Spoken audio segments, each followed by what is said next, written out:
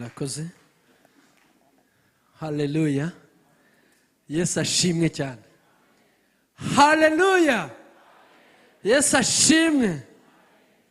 Ndashima Imana muri iki gitondo ko ikiturinze tukaba tugihumeka umwuka w'abazima, kandi ndashima cyane ko uyu munsi ari yantunze inkoni kugira ngo tuganire ijambo ryayo, kandi ndashimira n'umushumba mukuru wacu uba wabyemeye kugira ngo duhagarare hano, ndetse n'abandi bashumba bose baba badusengeye. Ndagira ngo mubakomere amashyi.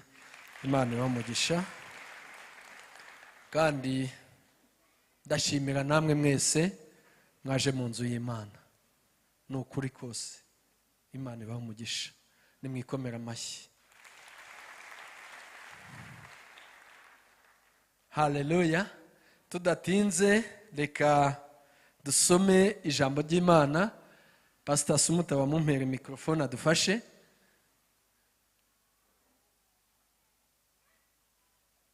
Ijambo ry'Imana mu rwandiko Petero yandikiye Petero, mu rwandiko rwa mbere, rwa Petero, ibice ni bibiri, duhere ku murongo wa 3 tugeze ku wa 6.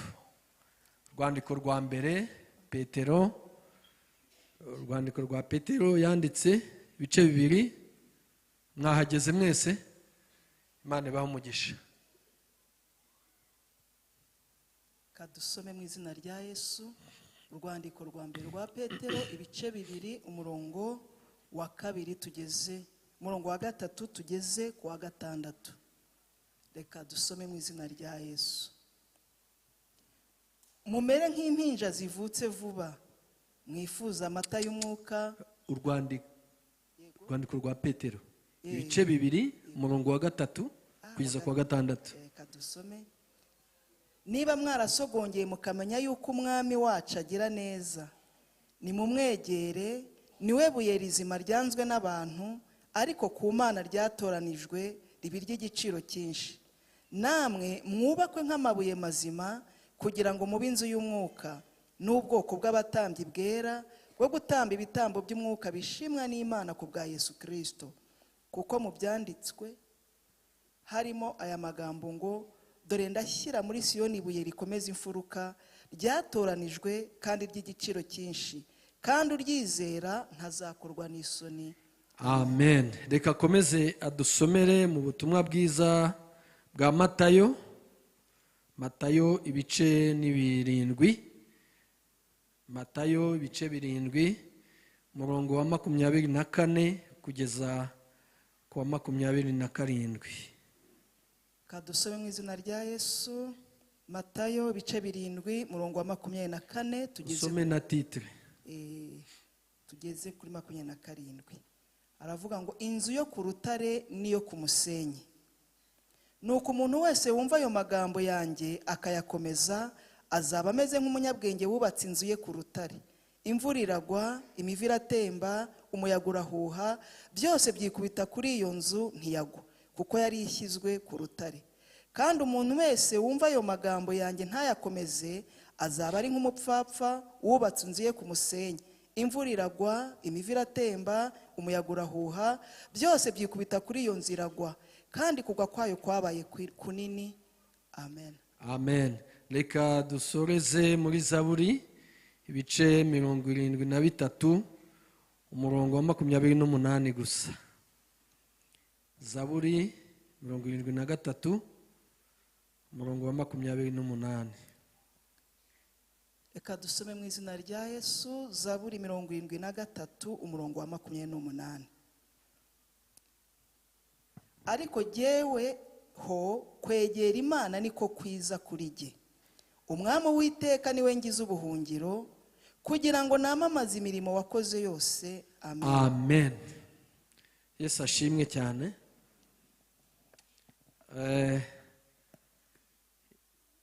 Mu magambo tugiye kuganira, hari umutwe w'ijambo nifuza ko tuza kugarukaho cyane. Nifuza ko byatubera ijambo rikomeza mu mitima yacu, rivuga ngo twubake kuri Yesu Kristo urufatiro rutanyeganyega. Haleluya. Bwira mugenzi wawe ngo twubake kuri Kristo urufatiro rutanyeganyega. Haleluya. Ikintu kitanyeganyega nyine ni ikintu gikozwe na beton. Haleluya. Agakiza kacu kamere nka beton, kuko ibinyeganyeza byo ni byinshi. Yesu ashimwe. Ibinyeganyeza mu isi ni byinshi. Abantu tukivuka turi mu isi duhura n'ibitunyeganyeza, ariko ndifuza ko uwagize amahirwe yo kumurikirwa umucyo, uwagize amahirwe yo guhamagarwa, kuko Yesu yavuze ngo nta n'umwe uza ahondi atari Data umuhamagaye, uwagize amahirwe yo kubona uwo mucyo akawukurikira, ndagira ngo warwane intambara zo kubaka kuri Kristo urufatiro rutanyeganyega. Haleluya. Twasomye hano muri Petero atubwira ngo niba mwarasogongeye mukamenya yuko umwami wacu agera neza, ngo nimumwegere, niwe buye rizima byanzwe n'abantu, ariko ku Mana byaratoranyijwe ry'igiciro cyinshi. Yesu ashimwe. Uyu mugabo witwa Petero, reka dusubire inyuma tumwumve neza. Yabyanditse ageze mu busaza, kandi twese tuzi neza yuko impanuro z'umusaza ugize amahirwe ukazumva mu rugendo yanyuzemo byagufasha n'ukuri no mu buzima busanzwe. Abantu abasaje, abantu bakuru bafite experience, ibyo batubwira twumva ko ari byo, ko kandi niko kuri, kandi nibyo. Uyu Petero atubwira ngo nimumwegere, niwe buye rizima. Haleluya. Yesu ashimwe cyane. Uyu Petero muzi ko yatoranyijwe arimo kwirobera nk'abandi bantu bose, nkuko nawe watoranyijwe mu magana n'amagana y'abanyabyaha ukaza mu nzu y'Imana, nkuko bene data baduhaga ubuhamya babatijwe ejo bundi, nawe niko yatoranyijwe. Yesu yamubwira ati nkurikira, siga ibyo kuroba amafi, uzaba umurobyi w'abantu banjye. Uyu Petero tubwira gutyo ngo nitumwikomezeho, ngo twikomeze kuri Kristo. Ni wa wundi igihe Yesu yakoraga ibitangaza, agaburira abantu, akabaha imikate, abantu bakamuzaho. Umunsi umwe akagenda ababwira iby'ubwami bw'Imana, ntiyongera kubagaburira, abantu bamucikaho ngo ntabwo agitanga imikate. Yesu areba intumwa yahamagaye azibwira ati namwe mugiye kumvaho, mugiye kuba nk'ababandi. Petero avuga ati ngo ntabwo bishoboka, twakuvaho tukajya hehe ko ari ufite amagambo y'ubugingo. Bwira umutima wawe ngo Yesu nakuvaho nkajya hehe ko ari ufite iby'ubugingo. Haleluya. Yesu ashimwe cyane.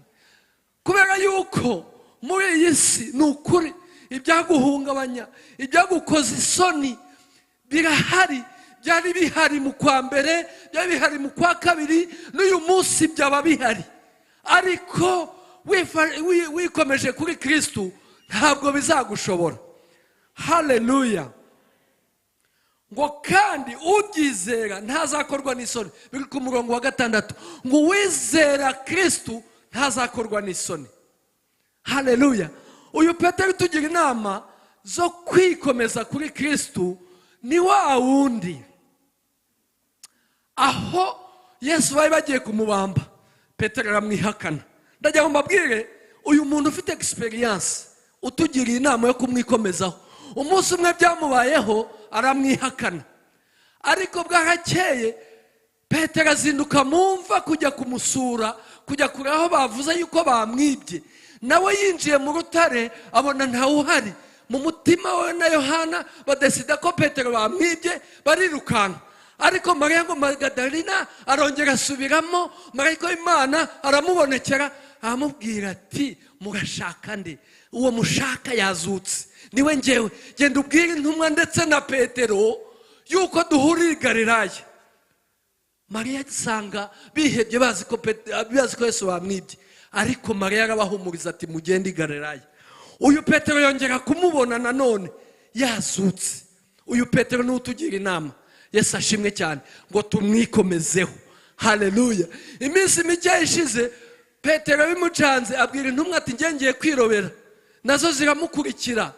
Ndimo ndavuga cyane kuri Petero kugira ngo mumwumve amaze gusaza atubwira ngo nitumwikomezeho. Ni ukuri ntabwo atubeshya, nitumwikomezeho, haleluya. Ngo agiye kwirobera we na bagenzi be bakesha ijoro ryose nta kintu bafashe kubw'ibibazo bari bahuye nabyo, ariko ngo Yesu aza kubabonekera ngo ababwira ngo ese bana banjye hari icyo mwafashe, ngo nimutere urushundura hari iburyo. Petero amubonye avuga ati ubwo ari wowe ubivuze, Yesu ashimwe cyane. Barutera iburyo baroba amafi menshi cyane, haleluya.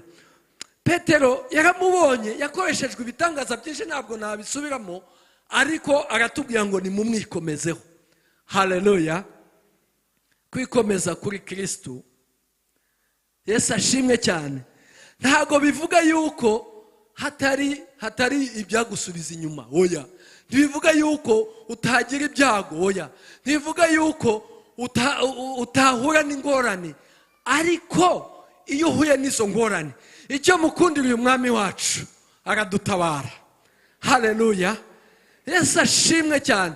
Uyu mwami ni umutabazi ibihe byose. Icyo ashaka ni uko dukomera tukaba nk'urutare, tugakomera tukamwikomezaho mu buzima bwacu bwose, haleluya. Ibi byadukura muri ubu buzima ni byinshi bene data. Hari amagambo menshi dushobora guhura nayo, Yesu ashimwe. Iyo tutarakomeraho biba byoroshye cyane, ariko uyu mwami iyo tumwikomejeho, Yesu ashimwe, uyu mwami aradutabara akagendana natwe. Ndagira ngo uyu munsi iri jambo ryo kwikomeza kuri Kristo Paulo yanditse, ndagira ngo uvuga ngo uyu munsi iri jambo yarimanuriye itorero, haleluya. Ivuga ngo iri jambo yari kumanuriye uyu munsi, haleluya. Yesu ashimwe cyane. Kumwikomezaho rero ntabwo wavuga ngo umunsi umwe wamwikomejeho, ni ukumugira inshuti, ni ukubana nawe, ni ukumwegera, haleluya, ni ukumuha umwanya. Kuko iyo utamuhaye umwanya, uha abandi bantu, uha ibindi bintu umwanya wawe, haleluya. Twese dufite amasaha 24, sibyo? Ku isi yose umuntu wese umunsi ugira amasaha 24, ariko ukumara umwanya mwinshi uha abantu cyangwa ibintu umwanya wawe, ni nako bizakubabaza uko bingana. Ndabivuga gutya, umwanya wawe mwinshi nuha ibintu cyangwa abantu ibyo wikomejeho. Kubera iki? Hano mu isi hari ibintu byinshi abantu bikomezaho. Reka nkwibutse, abantu bashaka kwikomeza ku miryango, bakumva ko imiryango yabo ikomeye. Abantu bashaka kwikomeza ku mafaranga batunze, ku butunzi, bakumva ko bikomeye, bakumva ko bakomeye. Abantu bashaka kwikomeza mu ngo zabo, bakumva ko umugabo cyangwa umugore we ari we akomeye, nta kintu yaba. Abantu bashaka kwikomeza no ku gihugu. Reka nkubwire, wakwikomeza no ku idini. Yesu ashimwe. Ariko ijambo yatubwiye ngo va ku bintu, va ku bantu, va ku idini, va ku byo urimo byose, ushake Kristo. Ushaka uko wiyegereza kuri Kristo muzima, ngo ni wowe buye rizima byanzwe n'abantu. Yesu ashimwe. Ndagira ngo ibyo bintu ufashe kubyegereza umutima cyane. Ijambo ry'Imana ratubwira ngo nkunda bankunda, ariko abanshakana umwete. Wakwikomeza kuri Kristo se gute? Nuko umugira inshuti, nuko umushakana umwete, haleluya. Nkunda bankunda, ariko abanshakana umwete bazambona. Reka nkubwire, uyu mwanya waje mu nzu y'Imana kubera yuko hari ibyo Imana yakoze, kubera yuko hari ibyo wumvishe, kubera yuko hari umusogongero wagize, kubera yuko hari ibintu byagutakinze ku mutima. Niyo mpamvu wavuze ngo uyu munsi ni ku cyumweru, ngo ndabyuka, ngo ngiye gusenga, ngo numve ijambo ry'Imana, nyuma nze gukora n'ibindi. Impamvu waje nuko yagusogongeje, haleluya. Impamvu waje nuko hari icyo yakumariye. impamvu waje nuko hari icyo wumvise mu matwi kigatacinga ku mutima. Impamvu waje nuko hari icyo wabonye. Ega Kristo hari icyo twamubonyeho. Kristo hari igihe dutabaye. Kristo hari igihe abanye natwe. Kristo hari igihe dukijije indwara. Haleluya. Niba ataragukije indwara wowe, yakijije bagenzi bawe ureba. Kristo hari ahantu yadutambukije mu mwijima. Kristo hari ibyo yadukoreye. Niyo mpamvu twamusogongeyeho. Petero atubwira rero ngo niba mwarasogongeye, haleluya, hano wasogongeye hano ngo azamura akaboko. Yesu ashimwe. Imana ibahe umugisha. Ariko atubwira ngo nitumwikomezeho. Muri ibyo yavuze ngo wongera nikomezaho, ngo nta wundi ni Kristo. Haleluya. Ndashaka uyu munsi ufata icyemezo cyo kumwikomezaho. Naho ibindi byose wakikomezaho byashira. Ni ukuri kose. Ko iyo wubatse rero kuri Kristo ntabwo ukozwa n'isoni. Haleluya. Uyu munsi ndakwinginze ngo ufate icyemezo. Ufate icyemezo uyu munsi. Haleluya. Cyo kubaka kuri Kristo. Kubera iki? Kubera yuko nubwo tuba twaje hano mu nzu y'Imana habamo n'inkomere nyinshi. Kubera ko ibyo tubamo hanze byaradukomerekeje. Ibyo twahuye nabyo byaradukomerekeje. Abantu twahuye nabo baradukomerekeje. Yesu ashimwe cyane. Ariko niwikomeza kuri Kristo uzaba uwomora abandi, uzaba ugirira umumaro abandi, uzaba uwo ukorera abandi imirimo ikomeye. Yesu akazakwishima akavuga ngo uyu mwana wanjye. Yesu ashimwe cyane. Mu gihe cy'umunsi, haleluya, hazabaho umunsi w'amateka bene data. Kubera yuko imirimo yose dukora ngo izageragezwa. Haleluya. Ngo izageragezwa, izagerageshwa umuriro, ngo izatwikwa. Yesu ashimwe cyane. Haleluya. Uyu munsi rero dufata icyemezo twubake kuri Kristo. Kubera yuko imfatiro z'isi zijya zinyeganyezwa. Haleluya. Imfatiro z'isi turabizi neza ko bijya binyeganyezwa tutagiye kure. Reka nkubwire, nejo bundi muri Covid tudasenga buriya ibyo mu nsengero byari byanyeganyezwe. Yesu ashimwe. Ngo hariho abantu basubiye inyuma basubira mu byaha ngo kubera ko Covid yaje. Nejo bundi bafunze insengero zimwe, abantu basubira mu byaha, n'ukuri bajumba basubira inyuma pe, ngo kubera yuko insengero bazisenye. Ibaze ubwo uwo muntu yarafatiye kuri Kristo koko. Baza umutima wawe, iyi mfatiro zisenyutse umukiranutsi yakora iki? Kuko imfatiro zijya zisenyuka. Twarabibonye abakuru muri hano.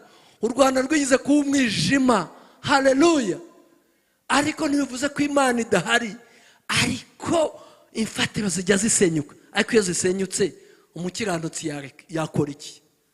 Umukiranutsi ese yareka gusenga agasubira mu byaha ngo Covid yaje? Ese yareka gusenga ngo insengero bazifunze? Ese yareka gusenga ngo kanaka? Ese yareka gusenga ngo kanaka yarambabaje? Ese yareka gusenga? Imfatiro zisenyutse wakora iki? Ndabashishikariza kujya kuri Kristo ukamufata ukamwishingikiriza. Haleluya. Ukamukomeza. Kuko nibwo buzima bwacu. Kuko ni utajya urenganya, ni utajya iyo mwikomejeho neza, ni utazagutererana n'umunsi n'umwe. Kuko abantu bo bagutererana. Urugero rufatika rwo muri Bibiliya mwese muraruzi, bajya barusobanura abashumba rwose cyane. Umugabo witwa Yobu ngo yari umutunzi afite ibintu byinshi, ariko mu gihe kimwe Satani yaramusabye, ariko Imana yavuga ngo wamugerageza ibintu ariko ubugingo bwe ntago ushobora kububona. Ariko hagarara hahandi Imana yakwirata ikavuga uturiya muntu ubugingo bwe niyo byazi bikugerageza, niyo umuyaga waza ukavuga uti Kristo sinamwihakana kubwo umugabo nabonye, sinamwihakana kubwo amafaranga nabonye, sinamwihakana kubyo nabonye, sinabeshya, sinakora ibi. Ese niko bimeze mu mutima wawe? Yobu ibintu bimushiraho, ndetse n'abantu baza kumushinyagurira, ndetse n'umugore amuvaho, ariko yavuga ati navuye mu nda ya mama ntacyo nambaye, nzasubira mu nda y'isi ntacyo nambaye. Imana iragarukira mu ituro. Ba bantu bamukwenaga nibo bamuzaniye ibintu, Imana imukubira kangahe. Yesu ashaka ko tumwikomezaho. Haleluya. Kubera ko ibihungabanya byo birahari. Uyu muntu yubatse kuri Kristo rero aba mahoro. Yesu ashimwe. Aba mahoro atari uko ibibazo bidahari. Aba mahoro inzara yatera mu rugo. Haleluya. Aba mahoro yavuze ngo umuyoboro Hormuz hajya ngo bawufunze, ngo ndavuga ikintu kiri general kuko hari ibyo bidutera ingaruka tubona twese, buri wese arabibona. Ariko umuntu wikomeje kuri Kristo wamufasha akamugundira, kankoresha iryo jambo kugundira, akamukomeza, Imana imucira kanzu. Kuko Imana dusenga ni Imana y'ubundi buryo, ni Imana ifite ubundi buryo. Ntukangwe n'ikibazo cyaba kiri imbere yawe. Ni Imana y'ubundi buryo, ifite ubundi buryo, ifite indi nzira wowe utabona, ifite indi nzira njye ntabona. Haleluya. Tumaze iminsi twumva ubuhamya mu gihe turimo mu gihugu cyacu cy'abarokotse jenoside, akakubwira ibintu yabayemo kumva ubundi ntibishoboka. Ariko Imana y'ubundi buryo hari icyo yagushigarije.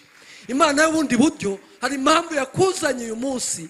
Imana y'ubundi buryo hari akandi kayira yagucira imbere y'ikibazo gikomeye, kubera yuko umwikomejeho. Ariko nutamwikomezaho bizarangira. Yesu ashimwe cyane. Uzabura amahoro daboro. Yesu ashimwe. Nutamwikomezaho uzabura amahoro. Reka twihuse, twasomye ijambo muri Matayo aho Yesu yaciraga umugani abo yigishaga. Matayo ibice 7:24-29 ababwira umunyabwenge ngo umunyabwenge yubaka inzu ye ku rutare. Yesu ashimwe cyane. Ngo ariko umupfapfa ayubaka ku musenyi. Reka mabwira, aka gakiza twabonye karakomeye buriya, no kuko gumana birakomeye. Ariko gukizwa amasaha 28, ugakizwa iminsi 30, ugakizwa iminsi 365 ugira ngo biroroshye. Bisaba kuba ufite fondation. Ntubikerenje ni ibintu bikomeye. Reka nkubwire, gukiranuka biragoye, ariko gukora ibyaha biroroshye. Niyo mpamvu Yesu yavuze ngo umunyabwenge yubaka inzu ye ku rutare. Urutare niwe Kristo. Wubaka inzu kuri Kristo, wubaka agakiza kawe kuri Kristo. Nibutse ukuntu twubatse runo rusengero, tugeze hariya hasi bagomba gushyiraho za fondation. Abafundi bacukuye babona n'amazi n'imicanga, nta hantu bari bushyire ikintu ngo inzu izakomere. Abatabizi muzi uko byagenze. Aba engineers batubwiye ngo mushyire ibifondation ari hasi, mushyiremo ferabeto, mubimenere hasi hariya hose, hasi munsi, kugira ngo amazi atazanyeganyeza izi fondation. Haleluya. Hanyuma nimurangiza nibwo muzahagarikaho inkingi. Niyo mpamvu uyu munsi inzu itanyeganyega. Umva Kristo niko atubwira. Haleluya. Ni umugani Yesu yaciye awucira abantu ati umunyabwenge yubaka inzu ku rutare. Impamvu yababwiye icyo gihe nuko mu Isiraheli ngo haba umucanga gusa. Ngo kugira ngo uzagere ku rutare bisaba gucukura cyane. Ugacukura ukiyicyuya. Ntugire ngo agakiza uzapfa kukabona utishyuya. Bizagusaba kwihangana, bizagusaba kugira ibyo ukora, bizasaba kumva no kumvira, bizagusaba gusenga. Hari coste yagiye muri fondation mwe mutabona hari hasi y'amabeto n'amaferabeto. Abaho urwo rugero yagiye ngo bumvishe ko agakiza fondation ari ibintu bikomeye. Karakomeye bene data. Kubera iki? Gakomeye kuko tuzanezerwa mu ijuru. Haleluya. Haleluya. Umugabo nyamugabo burya aboneka mu kibazo. Dushaka kuza hano turabaririmbyi twaje gusenga twese dusa nta bibazo bihari, rwose turirimba tuzajya mu ijuru nta kibazo. Ariko Yesu yavuze ngo iyo umuyaga uje, ngo umuyaga waraje, reka nkubwire, hari igihe nta miyaga ihari. Yesu ashimwe cyane. Twese tuba turirimba ni amen, haleluya. Ariko iyo umuyaga uje, hariya tubwiye ngo iriya nzu yubatswe ku rutare, ngo imvura yaraje, umuyaga uraza, ibihuha byose biraza, ariko ngo ya nzu isigara intact, ikomeye, ifashe. Ndifuza ko uyu munsi ufata icyemezo, niba warasubiye inyuma ukavuga uti ngiye kwikomeza kuri Kristo, ntikomeje ku bantu, ntikomeje ku bintu, ntikomeje ku kazi, ntikomeje ku bwenge mfite, ntikomeje ku kintu icyo ari cyo cyose. Ubwira uti mwami ndagushaka, haleluya, ni wowe nshaka kwikomezaho. Yesu ashimwe cyane, haleluya. Hanyuma ngo wubatse inzu ku mucanga, yashatse ibyoroshye, nta mbaraga yashyizemo n'ukuri, arangije arubaka. Mu gihe cy'amahoro iyo nzu yasaga na ya yindi ifite fondasiyo hasi, ariko ngo umuyaga uje, umuyaga uraza, imvura iraza, ibintu byose, ruhurura zose ziraza, ya nzu wubatse ku mucanga iragenda.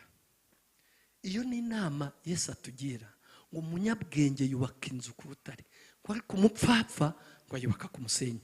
Ndagira ngo uyu munsi utekereze cyane, utekereze cyane, kugira ngo utekereze ukuntu wakubaka agakiza kawe, wahuza umutima wawe n'Imana ikakwishimira. Kubera ko abantu turatandukanye, twahamagara ibintu bitandukanye, kandi uru rutare ni Kristo. Uyu dushaka tubabwira kwikomezaho, uyu tuvuga yabaye mu isi byose arabizi, haleluya. Kubera iki? Yabayeho hari intungane mu isi, ntiyigeze akora icyaha uyu Kristo tuvuga, haleluya. Yabayeho akora ibimenyetso n'ibitangaza, yabayeho afite ubutware, yavuga. Hari ukomeje gusoma hepfo ngo abantu bose batangazwa n'ibyo avuga, ngo kubera ubutware abivugana, haleluya. Uyu twikomezaho ni umuganga w'abaganga, ni dogiteri w'abadogiteri, akiza indwara zose. Reka nkubwire, izo ndwara zose ufite Kristo ashobora kuzigukiza numwikomezaho. Ibyo bibazo byose ufite Kristo yagucira inzira. Hari akandi kanzu wowe utazi, ariko Kristo arakazi. Yesu ashimwe cyane, haleluya. Uwo Kristo twikomezaho ni urutare rutanyeganyega, niyo mpamvu tumwikomejeho ntabwo natwe tunyeganyega, haleluya. Impamvu twubaka kuri Kristo nuko tumuhungiraho akadutabara, niwe buhungiro bwacu, haleluya. Mu gihe cy'amakuba n'ibyago, amakuba, ibyago, akaga, niyo mpamvu tumwikomezaho. Reka mubwire, ni inyungu zacu rero, ni inyungu zacu kumwikomezaho. Ariko utamwikomejeho, iyo umuyaga uje, kubera ko wubatse ku mucanga, ibyo kiroroshye kucyumva. Ariko reka mbahe akagero koroshye cyane, muhita mwumva kugira ngo mubyumve neza. Ngo habayeho umudamu mu gihugu cyo mu Burayi, ni ahantu mu bihugu bikonja cyane. Umudamu ngo yari umupfakazi, hanyuma igihe cy'ubukonje ngo inzara iratera, nawe ibyo yari afite utuntu twose turamushirana, kandi ngo yubahaga Imana n'ukuri, kandi yarasengaga n'ukuri. Hanyuma ngo umunsi umwe avuga ati ngiye kwifungirana n'abana banjye, tujye mu cyumba, Imana niringiye ntizankoza isoni. Abibwira umutima, abibwira n'abana. Murabyumva mu rugo ibintu byose byashizemo. Arangije bajya mu cyumba, barifungirana, barasenga. Abana babyumva, ntago bafite the same, ntago bari kuri level zimwe z'ibitekerezo. Umunsi wa mbere inzara irabajya barihangana, umunsi wa kabiri inzara irabajya barihangana, umunsi wa gatatu abana bavuza induru bati mama turapfuye rwose, baramuririra. Umubyeyi apfukama, agahinda karamwica. Yesu ajya atabara nshuti, bwira mugenzi ngo Yesu ajya atabara. Erega naho utabona Yesu agatabara, na bya bindi byose Yesu azagutabara, ariko numwikomezaho. Uyu mupfakazi yaramwikomejeho, Yesu ashimwe. Ngo abonye abana bamurizeho, abasiga mu cyumba babwiye ati ndaje ngiye kubategurira ikintu. Arangije ahita ajya aho basanzwe batekera, ngo afata eswime ngo arayikatakata ashyira ku ziko arateka. Arangije agateka avuga ati Mana, ari nkawe abana bakuririye kuriya wabigenza gute? Abana bagasakuza akavuga ati bana wanjye ndaje, naho kumbi yatetse eswime. Kubera Imana ifite ubundi buryo, kubera Imana ifite ikindi ishaka kumwandikamo. Nawe impamvu bitinda ari ishaka kukwandikamo kugira ngo ukomere. Ndagira icyo kintu gishyire mu bwonko, hari Imana ishaka kukwandikamo kugira ngo ukomere. Ngo Imana yo kagira neza, Imana yo kabyara, yumva amasengesho y'umubyeyi, ibona ko ari umukiranutsi wayo. Ngo irangije itegeka umugabo bari baturanye hafi w'umukire wari usanzwe, ega wa niba ufite inzara hari abandi barimo kubimena, ntugire ikibazo rwose, kandi mu mutima uba amahoro. Iyo batse kuri Kristo abandi iyo bajya wuba amahoro, ukavuga uti ngiye Imana yanjye hari ibyo izankorera. Haleluya. Itegeka wa mukire amubwira ngo haguruka, fata ibiryo bitetse n'ibidatetse, ihute unshyirire umwana wanjye hariya, kandi ngo hari ubukonje bukaze. Umugabo ega banza no kwanga ati harakonje, urumva nyine y'umuntu ariko Imana ifite ukuntu ivugana n'umuntu. Haleluya. Umugabo apakira ibiryo ibikonje n'ibidakonje, aragenda arakomanga. Arangije umumama yumva ihoni rikomanza, aragenda arakingura. Umupapa aramubwira ati nari nkuzaniye ibiryo, kandi ntacyo yamubwiye n'ukuri. Abagenda bahita bibona, ahita ashima Imana, afata ibiryo bihiye, ahita hamagara abana. Abana bararya, abana bizera Imana ya mama wabo. Wowe mu kigeragezo abantu bazizera Imana usenga hano muri runo rusengero, wowe abantu mu bana bazizera Imana mu. Haleluya. Yesu ashimwe cyane. Abantu bazizera Imana yawe kubera wowe uko witwara. Rero gukiranuka biragoye ariko birakora. Yesu ashimwe cyane. Kuva icyo gihe ubukene bwahise bugenda. Yesu ashimwe. Hari impamvu Imana iba yaretse kugira ngo ibyo bize. Reka twihuse tugana ku musozo. Twasomye muri Zaburi, twasomye muri Zaburi 73. Asumta niyongeye hadusomere Zaburi 73:28.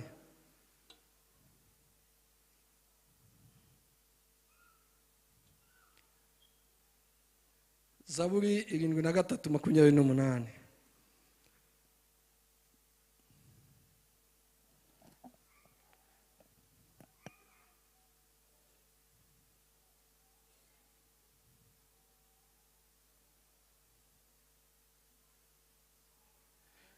Haravuga ngo ariko ngeweho kwegera Imana niko kwiza kuri nge. Umva, uyu muntu wanditse Zaburi ni mu myaka yashize. Ega ibitukubwira naga ibya nona, hari abandi babibayemo kandi by'abakoreye bajya mu ijuru. Ngo ariko ngeweho kwegera Imana niko kwiza kuri nge, umwami w'iteka niwe ngize ubuhungiro. Haleluya. Umwami niwe ngize ubuhungiro kugira ngo namamaze imirimo yose yakoze, imirimo yakoze yose. Haleluya. Ndashaka kukubaza, wowe ni wowe Yesu niwe ugize ubuhungiro. Haleluya. Ufata icyemezo uyu munsi. Haleluya. Ufata icyemezo. Hari abantu tubana bakizwa ariko nyuma bagasubira inyuma, ariko ndakwifuriza ko wafata icyemezo, kubera yuko ibyagusubiza inyuma byo birahari. Hari intambwe twihuse rero ya mbere yo kwegera Imana. Mu bantu baje hano cyangwa batwumva, iya mbere ni ukwakira Yesu n'umwami n'umukiza. Nshuti yanjye, haleluya. Twabonye ababatijwe, ni intambwe ya mbere mwateye, ni step yo kwakira Yesu n'umwami n'umukiza. Ariko kumwakira gusa ntibihagije. Ejo mu gitondo uhura n'ibikugerageza, ejo mu gitondo uhura n'abantu baguhemukira kandi bitwa ko mwasenganaga, ejo mu gitondo uhura n'ingorane nyinshi, ariko iyo wikomeje kuri Kristo ngo Imana igucira akanzu. Haleluya. Kwakira Yesu nk'umwami n'umukiza niyo ntambwe ya mbere. Rero nkubwire yo waje hano utarakira mu mutima wawe Yesu nk'umwami n'umukiza, ufata icyemezo mu mutima wawe. Haleluya. Intambwe ya kabiri ni ukumwegera. Ni ukumwegera, ariko kumwegera gusa ntibihagije, ni ukumuha umwanya, ni ukumuha igihe. Haleluya. Yesu ashimwe cyane. Umunsi ndakubaza, mu masaha 28, mu masaha 28 umwanya uha Imana, umwanya uha Kristo ungana gute? Wowe wijajingeho. Yesu ashimwe cyane. Biratubwira ngo aho ubutunzi bw'umuntu buri ni umutima we uba. Ndabeshya? Ibyo byavuzwe n'imigani, kandi nibyo ni ukuri. Aho umutima w'umuntu uri niho ubutunzi buri. Aho ubutunzi bwawe buri niho ubutunzi bwe buri. Niba utunze Kristo rero ntushaka kumara isaha utaratekereza Kristo. Ntabwo wamutekereza utamuhaye igihe. Reka ngo ni ibintu bisanzwe, ni ibintu byumvikana. N'umuntu we kugira ngo abe inshuti umumenye akumenye, nuko umuha umwanya. Uramuhamagara, abafiance barabizi, umuhamagara mu gitondo na saa sita na nimugoroba. Yesu ashimwe cyane. Ukamuvugisha, ugapanga kuya gusangira nawe, mugahurira mu bibazo, mugahurira mu byishimo, mugahurira muri byose. Kristo ashaka ko mumuha umwanya, mumuha igihe. Yesu ashimwe cyane. Umuha igihe, kandi ntuzavuge ngo kumuha igihe ni ukuza kwicara mu nzu y'Imana. Oya, kumuha igihe cyose wasenga. No mu gihe cya kera Korneliyo ntabwo yari intumwa ya Yesu, ariko ngo yarasengaga, yarasenze, Imana yumva ko ari umukiranutsi, imwoherereza abantu. Nawe nusenga ukaba umukiranutsi, Imana izajya igucira akanzu mu gihe cy'ibibazo. Haleluya. Yesu ashimwe cyane. Imana yacu ni ukuyiha umwanya. Imana iyo ari ubutunzi bwawe buhoraho ukayishyira ku mutima, igihe cyose izagutabara. Mu gihe cy'akaga n'amakuba izagutabara. Haleluya.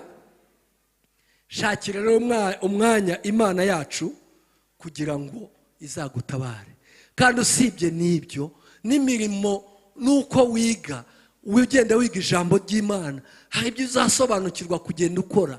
Iyo mirimo ukora ni ukuri ngo izageragereshwa ku munsi w'amakuba n'ibyago, ku munsi w'amateka nako imirimo izageragezwa.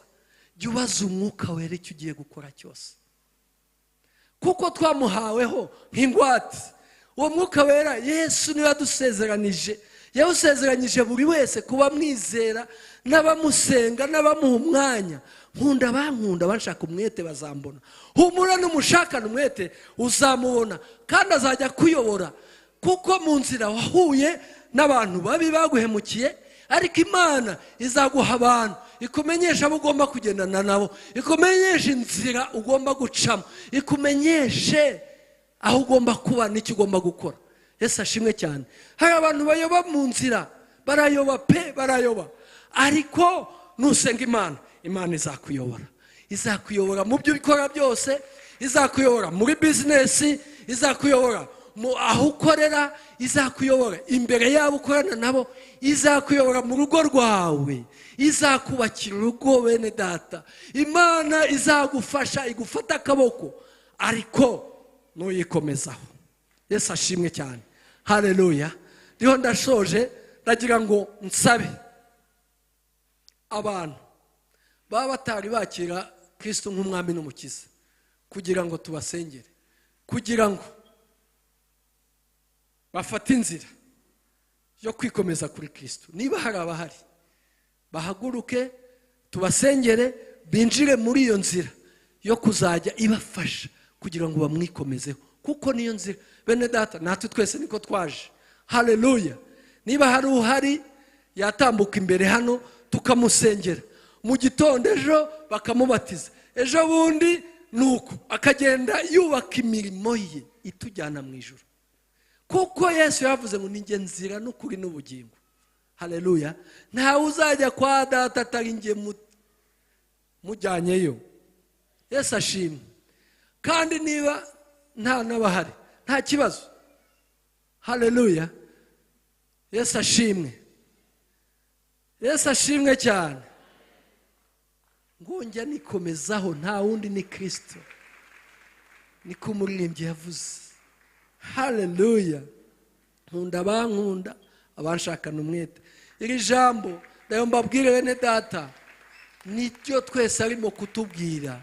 Aka gakiza kacu tugomba kukarinda. Aka gakiza kacu tugomba kugakorera. Nta kundi twabikora. Tubikora twegera Kristo uko bwije nuko bukeye. Tubikora tumutekereza. Tubikora dusenga mu gitondo, dusenga saa sita. Senga ni aho uri hose wasenga. Ariko nta yindi nzira, nta yindi nzira. Yesu ashimwe cyane. Ni inzira yo kumwikomezaho. Nyuma ndaza gusenga, ndaza gusaba n'abantu bumva barasubiye inyuma. Haleluya. Bahuye n'ingorane bagasubira inyuma. Kubera ko muri ubu buzima hari ibibazo bishobora gutuma umuntu asubira inyuma rwose. Birahari byagutera gusubira inyuma. Na Petero ajya kwirobera nuko yumvaga nta byiringiro, kandi yaramaze imyaka 3 n'igice agendana n'umwami. Bivuze ngo nawe byakubaho rero. Waba wasubiye inyuma ukagwa mu byaha, waba wasubiye inyuma ugakora ibyangwa n'Uwiteka, waba wasubiye inyuma. Turaza kugusengera kugira ngo usubire ku rufatiro. Ariko uyu munsi ufata icyemezo cyo kudasubira inyuma. Kuko icyo tubabwira, umunsi w'amateka uzaza, uwo mwami azaza ahamagare, niko yababwiye ngo bamwe azabashyira iburyo abandi abashyira ibumoso. Kandi akongera akavuga ngo uwo munsi ngo nta n'umwe uwuzi usibye data wenyine, ngo ubwami bw'Imana buzaza nk'umujura. Ntuvuge ngo nzihana ejo, ngo ndakora icyaha uyu munsi ngo nzihana ejo. Oya, ntabwo bishoboka, kuko ntabwo uzi ejo kuzahageza. Ntabwo uzi inyuma y'iminota igikurikiraho. Data wo mu ijuru wenyine ni ubizi. Haleluya. Yesu ashimwe cyane.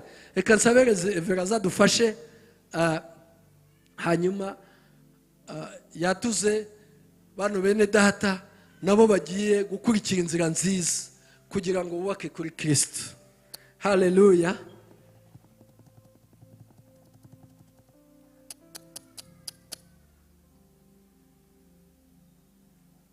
Reka dukomere Imana amashyi ku bwa bene data. Ijambo ry'Imana yavuga ngo mu ijuru impundu ziravuga iyo umunyabyaha umwe agarukiye Imana. Aba ni babiri. Dukomere Imana amashyi nanone. Muzamure ikiganza cy'iburyo tubafashe kwatura. Niko Bibiliya ivuga ngo niwatuza akanwa kawe mugiye kwatura kandi muvuga neza n'ijwi ryanyu. Mwemeye kwakira Yesu. Muvuge ngo Mwami Yesu, dutsinzwe n'urubanza kubw'ijambo ryawe. Twemeye kwihana. Turakugarukiye. Nawe tugarukire.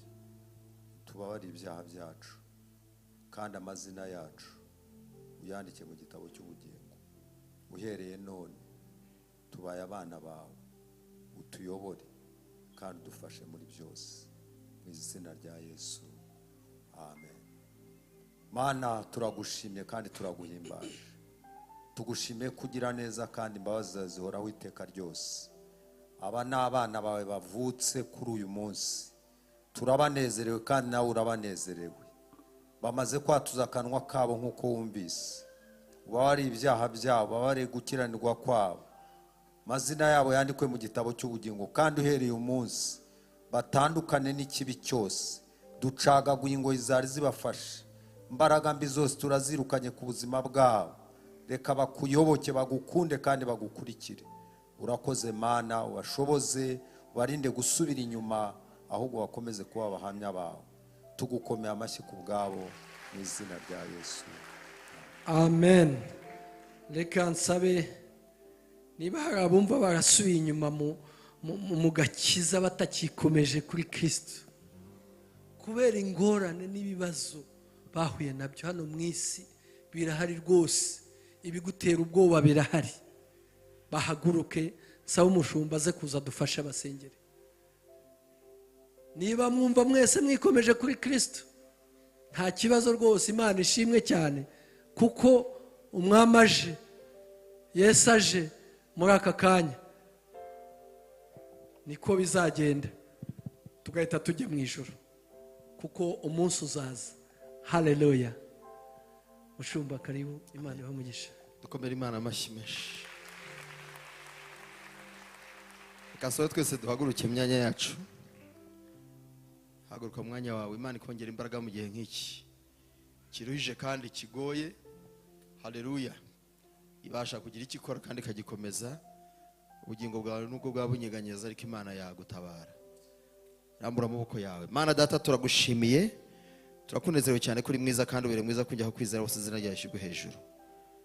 Iyo urambuye ukuboko nawe ubasha kuguhina, iyo uvuze ntawe ukuvuguruza, iyo uhamagaye ntawasubiza inyuma uhamagaye. Muri uru rugendo tunyurahura n'ibiturushya n'ibitugoye rwose, ariko ijambo ryawe ngo tukwikomezeho, ni wowe rufatiro ruzima. Nyemerera ugirire neza abahungu n'abakobwa bawe wahamagaye, ubashoboze kandi ubakomeze, batsindire kandi ubarwanirire, kuko wakwiza kuramo icyo gusohoza byose, ko tuzi neza ko byose nta kikunanira kandi nta kikwisoba, nta kikwihegeka, byose ubibona nk'ibitwikuruwe. Ugirire neza abera bose, ugirire neza abahamagaye, kandi n'abandi bose baruhijwe muri iyi si. Nta wundi buruhukiro buhari, nta n'ikindi kintu twakwishingikirizaho uretse wowe wenyine. Urakoze, urakarama. Hiruha umugisha umukozi wawe, mwongere imbaraga n'inkomezi, kandi ijambo riherekeje imbaraga zawe n'umwuka wawe wera mwinshi, kugira ngo usohoze byose, ko tuzi neza yuko ijambo ryawe ritazagenda ubusa. Urakarama ko wongeye kugira icyo ukora. Urakoze gukomeza ubugingo n'ingingo byari bitentebutse, kandi ndetse tuzi neza yuko imitima yose yari ihungabanye ugiye kongera kuyikomeza, igahagarara kandi ikema kandi ikakwiringira. Urakarama ko bikoze, tugushimire ku bwa byose, tugukomera amashyi kuko bidukoreye, mu izina rya Yesu Kristo wa Nazareti. Amen. Yesu nashimwe cyane, Imana ihumugishe cyane, agufashe. Yesu nashimwe. Haleluya, haleluya. Uyu mwanya tugiye gukomeza twakira ameza y'umwami, dusangira umubiri n'amaraso bya Kristo nk'uko twabibatangarije. Rero abagiye kugenda bo rwose turambura ibiganza tubaha intashyo. Yesu nashimwe cyane. Ariko niba uzi ko wakijijwe, ukabatizwa mu mazi menshi mu izina rya Data twese n'Umwana n'Umwuka wera, kandi ukaba wumva umutima wo guhamiriza ko ugomba gusohoza icyo, kuko Kristo yasize aduha iryo tegeko kugira ngo dusangire, kandi ngo tujya dukora gutyo kugira ngo tumwibuke. Twibuke uyu nawe twikomezaho, twibuke uyu duhaye inkomezi, kandi turwana intambara za kumanywa na nijoro. Rwose pe ubikore, naho twambarira imbaraga no gukomera, tugahabwa ndetse n'inkomezi. Imana ikagukomeza, ikagukagira rwose ku buryo Satani n'abadayimoni ndetse n'abazima babi bajye bakureba ibyo bakugambiriyeho ntibikugereho, n'icyo wakoze kigahinduka ubusa. Imana ibaho umugisha cyane. Turambura ibiganza ko mukozi w'Imana tubiye ngo Imana imuhumuje Pastor Fideli. Reka rero duhaguruke dusoze iteraniro, twinjire muri indi ryameze y'umwami. Wagiye kugenda, Imana ibaho umugisha, ariko niba wumva nta yindi gahunda ufite rwose yakubuza kwegera ameze y'umwami, ureke dusangire. Turagushimiye Uwiteka umwami nyiribihe, tugushimiye kubwo ijambo ryawe ryiza ry'umukiro, ijambo rya soko y'ubugingo. Nyemerera maze ijambo riherekeze kandi rikora ibyaryo, kandi bikora ibyo waritumye rwose. Hiruha umugisha buri muntu wese wageze ahera hawe, mwiyereke nk'Imana, umutsindi umuneshereze, umurwanirire, kandi ufate impiri byishyira hejuru byose kurwanya ubugingo we n'ingingo ze. Abagiye kugenda jyana nabo maze bagere mu ngo zabo amahoro. Natwe tugiye kwegera ameza y'umwami, duhe umugisha kandi wigaragaze nk'Imana, kuko wakwiza kuramo byo gusohoza byose, kandi duhe umugisha, uduhaye imbaraga n'amahoro n'umutekano. Igihugu cyacu gihe umugisha, ukigire neza, komeza kuduhagararaho kandi komeza kuturengera no kuturwanira nk'uko wabikoze.